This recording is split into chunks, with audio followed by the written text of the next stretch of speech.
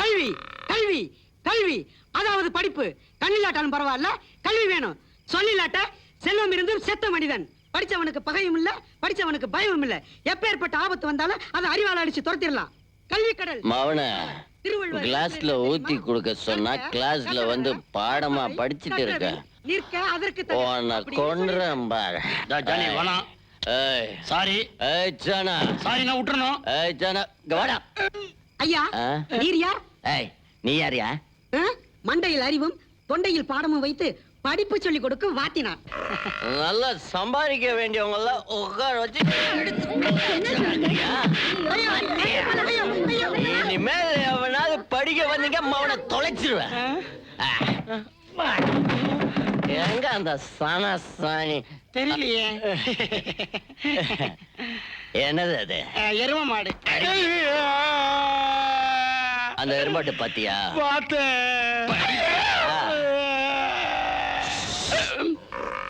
அந்த எருமாட்டை பாத்தியா?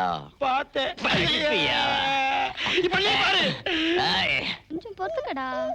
நிலையா உள்ள வந்து சோத்த போடுடி. சோரா அத பார்த்து எவ்வளவு நாள் ஆச்சு?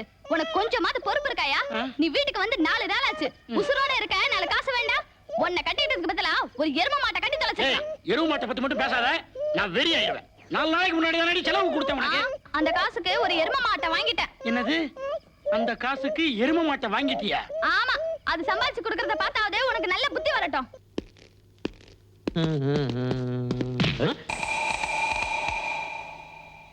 தெரியாம மாட்டேன் பெருச. தெரிஞ்சு போதனாலும் தெரியாம போதனாலும் சேதம் எனக்கு இல்ல.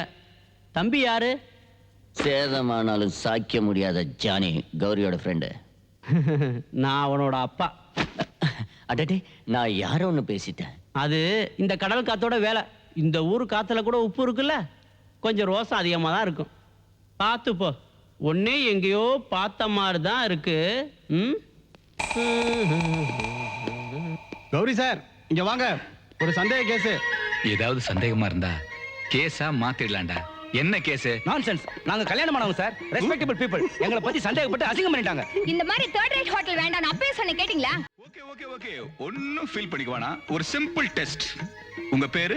என் பேரு சொல்ல வேணாம். ஆளுக்கு ஒரு பேப்பர் தரேன். உங்க பேரையும் அவங்க பேரையும் அதுல எழுதுறீங்க. அம்மா, நீங்களும் அப்படியே செய்றீங்க. கரெக்டா இருந்ததுன்னு வச்சுங்க, ஏன் ஹோட்டல்ல 3+2 5 ஸ்டார் ஹோட்டல்ல ஒரு வாரத்துக்கு ரூம் கொடுத்து எல்லா செலவையும் நானே ஏத்துக்கிறேன். மான நஷ்ட ஈடா. என்ன? கமா எழுது. அது